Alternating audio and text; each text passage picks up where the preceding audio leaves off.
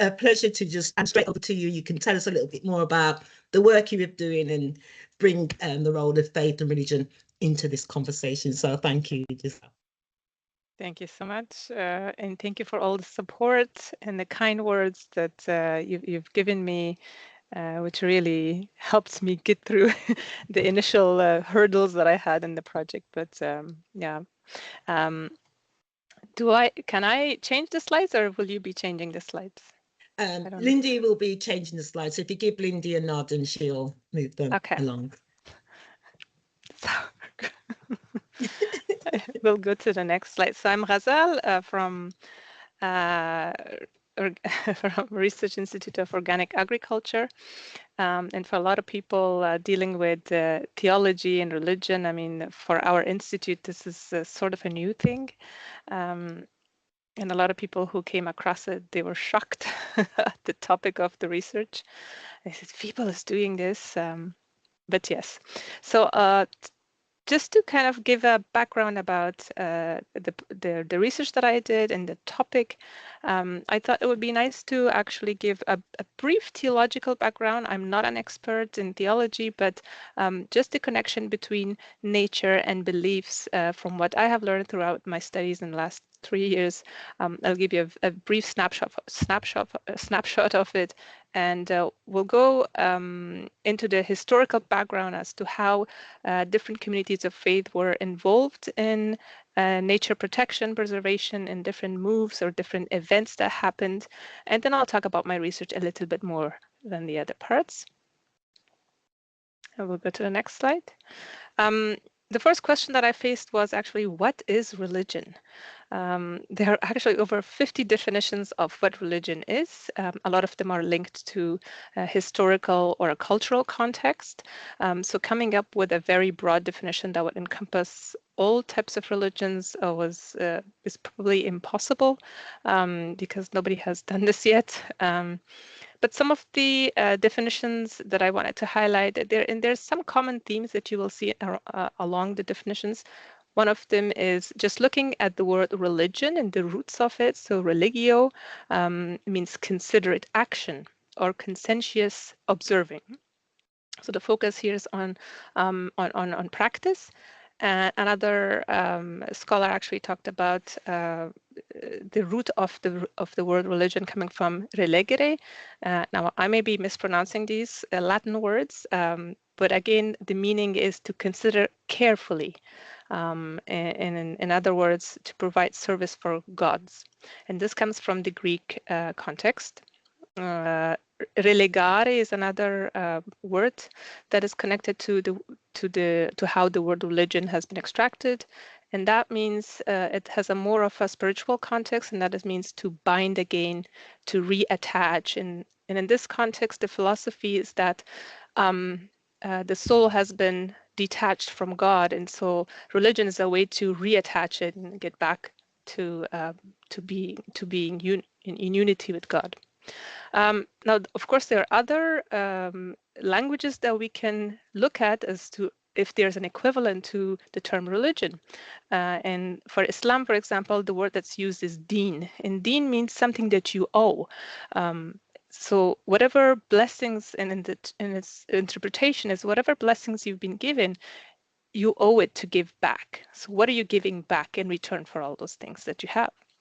And dharma comes from Hinduism, which means to hold, and it's about to hold the cosmos, or it's the law. Tao, which comes from Taoism, means path or principle.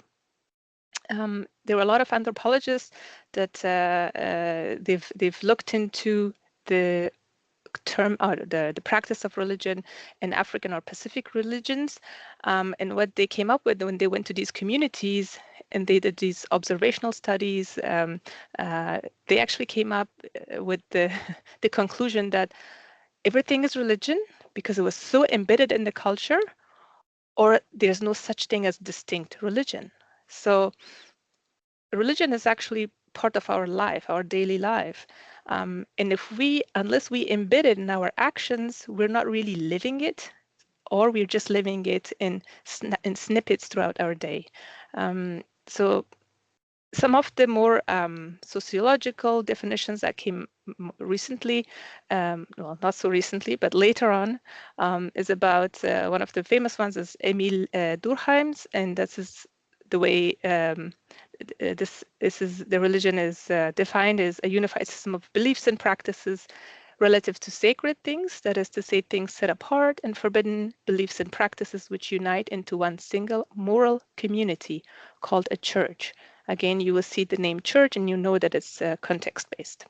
So now that we know about religion, more or less, let's look at the connection between religion and nature. Now, there was a call to engage all faith communities and make a declaration as to how we could conserve nature, environment. And this book is actually, it's available online. This is by United Nations Environment Program, who hosted the event. And these are the number of different religions whose statements as to how they see nature and environment and biodiversity, which is a part of it, is viewed by these religions. And if you look at the different messages, pretty much it's all positive, it's all protective, being responsible. So the message is all across the different religions.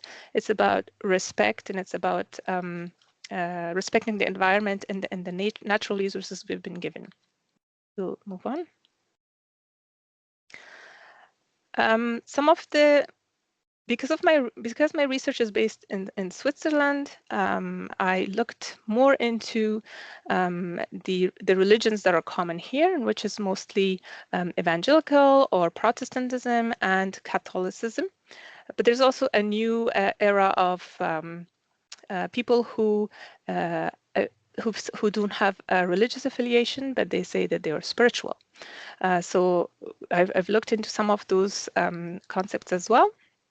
Now, if you look at Protestantism, if you look at the engagement of faith communities, there's in 1986, this was the first time that I could find historically. This is a landmark in religious environmental ethics. Different religions were actually, at the beginning, 5 religions were invited, and later on, another 6 additional religions come, and they provide declarations as to how they see environment from the religious perspective. And these are documented declarations, and they're available actually online. We can go forward. In terms of the leadership in faith-based communities, one of the very prominent leaders is actually Ecumenical Patriarch Bartolomeo. He's based in Istanbul, and he was the one who actually first coined the term ecological sin, which means that, so in his statement is that previously we've defined sin in terms of what people do to other people, but also what people do, what harm they inflict upon the environment, that can also be considered sin. And this is how he coined the term ecological sin.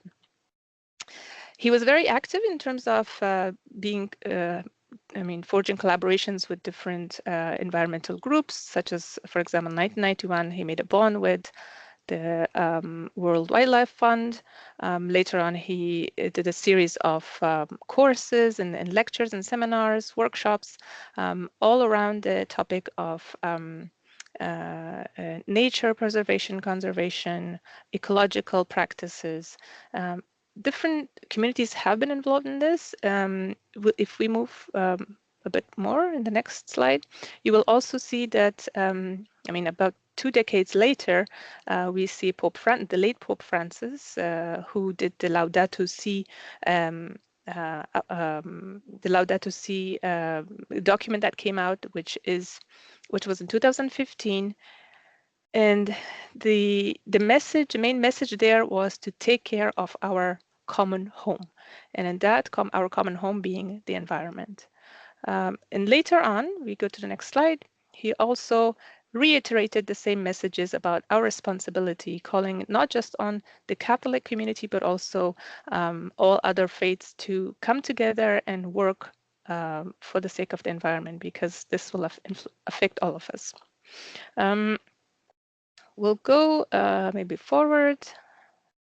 In terms of some local examples of what has been going on, again, there's in Switzerland, because of the focus of my study, I looked into Switzerland, and there's actually an ecumenical association of churches for the environment.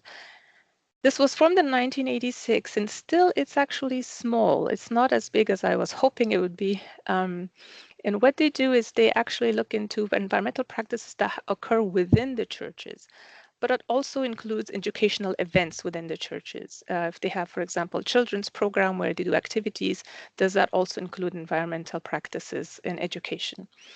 They actually, in 2015, they came up with a program called the Green Chicken. Grüner Gürtel is the Swiss-German word for green chicken. And in the program, they certified churches that actually fulfill a certain number of criteria in terms of being environmentally friendly and promoting environmental messages. And that's their logo.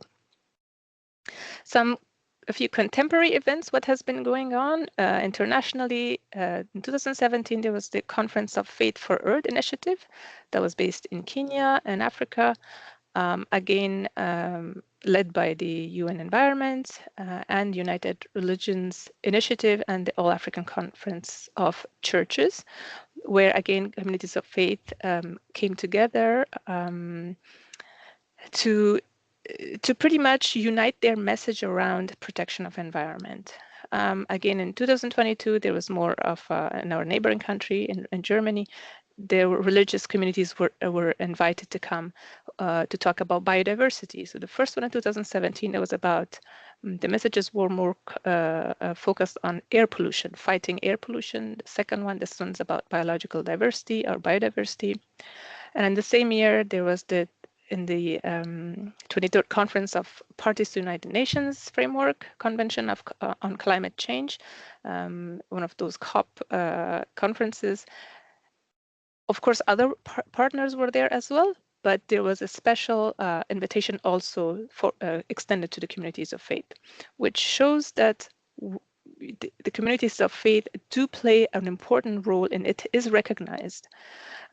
Now, looking at more national level, one of the things that really pop up is the Indonesian government's commitment to roll out, this was in 2017, I believe, they rolled out a commitment that's saying that in the next few years, they will have 1,000 eco mosques built up, whether it's built up or renovated to the existing mosque would be renovated to make them more ecologically friendly. Actually, the first European ecological mosque is located in UK, Cambridge, and I was able to visit that, and that was opened in 2019. So we are joining in a bit late, but I'm hoping that these events will actually become more common. When you go to the next slide.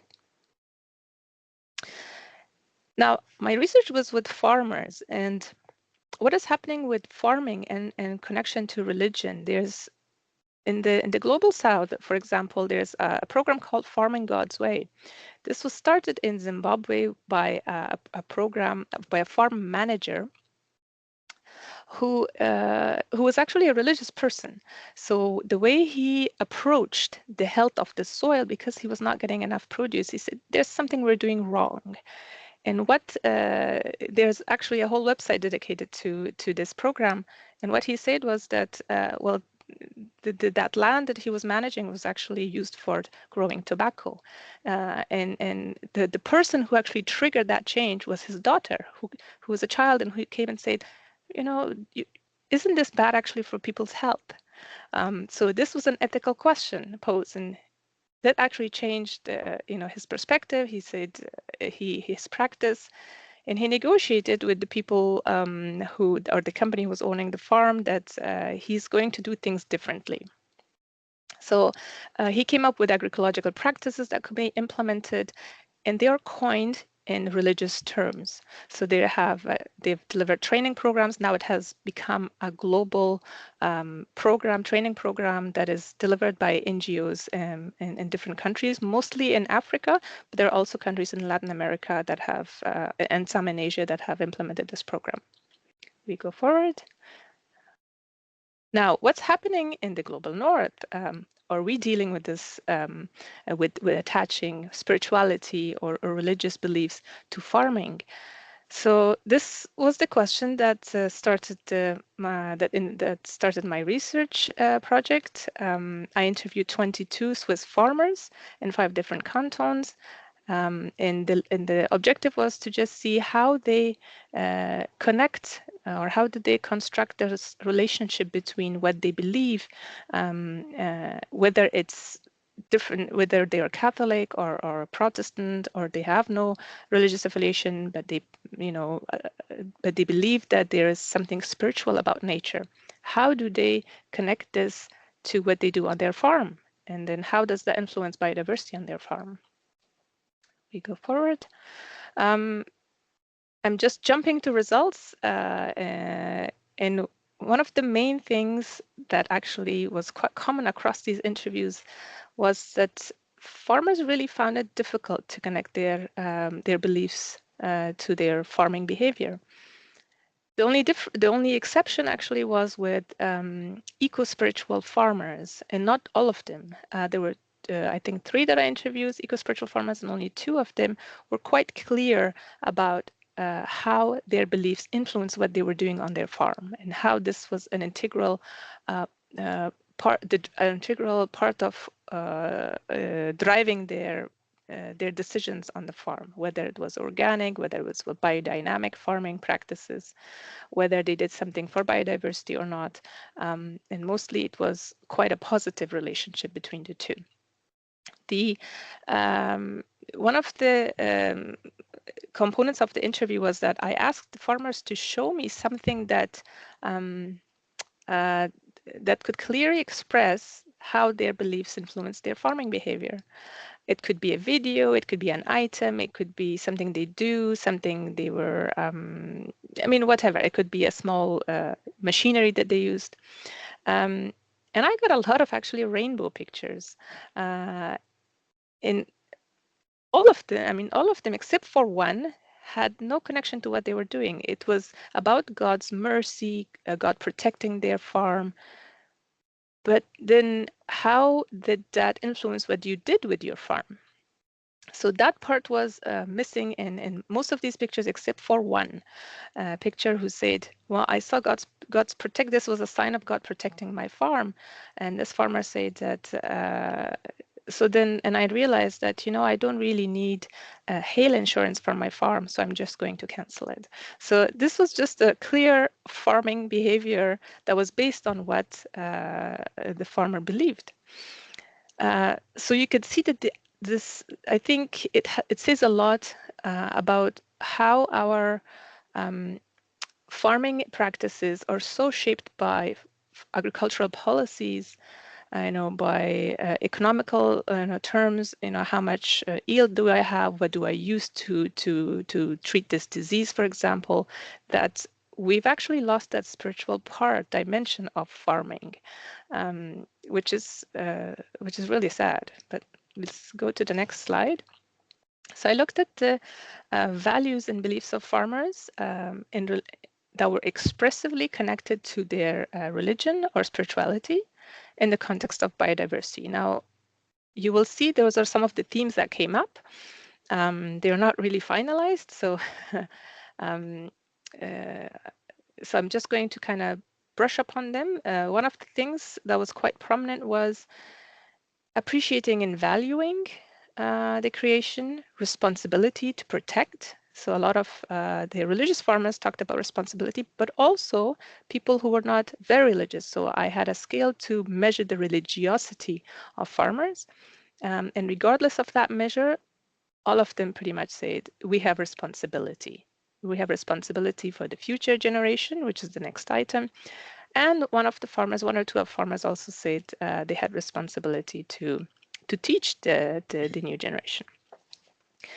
Now, these are the values that came in the context of farming itself. So we talked about religion at the first, and then biodiversity, and then we moved on to farming. What do you think about farming? Does it matter? You know, what makes up your decisions when it comes to farming?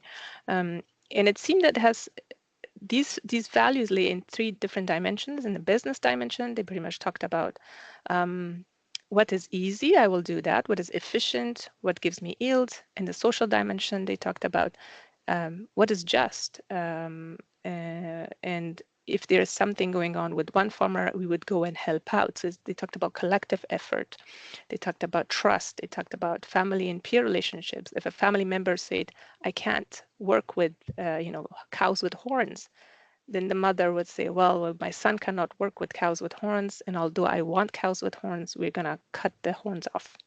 So it just showed how the relationships actually influence what they do on the farm. In the personal dimension, there were a lot of different values that were activated when they were talking about what they wanted to do on the farm. But if you click on the slide, I highlighted some of those values. I hope it comes. Yes. If you go back. Yeah, so you'll see these values that are circled, justice and activism, peer and family relationships, mindful behavior, these kind of cluster around responsibility. So these are the same values that actually were expressively connected to religion or beliefs. And then also the orange ones providing care and love, and then the blue circle topography or practicality. So this was about the nature of the farm, and this is how it influenced what they were doing on the farm. And then the next slide, I just go back, yeah. Yeah, and then you will see this is the first slide that I showed you, and this just shows you the circles, how these same values are actually at work when it comes to connection to religion, and also when it comes to connecting it to farm behavior. So there are some values that are actually at work, but people are actually not aware of it. So it's the awareness component that's missing. We'll go forward. So long story short, we'll give you some key takeaways. Religious and spiritual values in relation to nature, they are innate and not restricted to those who are religious. So as the findings showed, that people who are also not religious have these values. They may express it differently. Religious spiritual values need to be activated to motivate pro-environmental behavior. There's a lot of potential that these values can be activated. And when I talked about, for example, at the beginning, the first about the definition of religion, how in the Caribbean, for example, in the older times, how people couldn't differentiate between what was religious practice and what was cultural. It was so intertwined that this distinction was not possible. If we can get back to that level, I think biodiversity and nature would be in very good shape. And last one, need for reflection and rekindling of that spiritual dimension of our being in all aspects of life. This is just to generalize it, but again, and when it comes to farming and it comes to dealing with nature, and farmers are the ones who pretty much work with nature. So it's important to come up with ways that could actually make them aware of this connection between nature and their beliefs, whether it's Catholicism, whether it's Protestantism, or whether it's just eco-spirituality. Then chances are that activating those values would go beyond just incentivizing some practices monetarily, because when the incentives are gone, if the value is not there, the practice will also go away.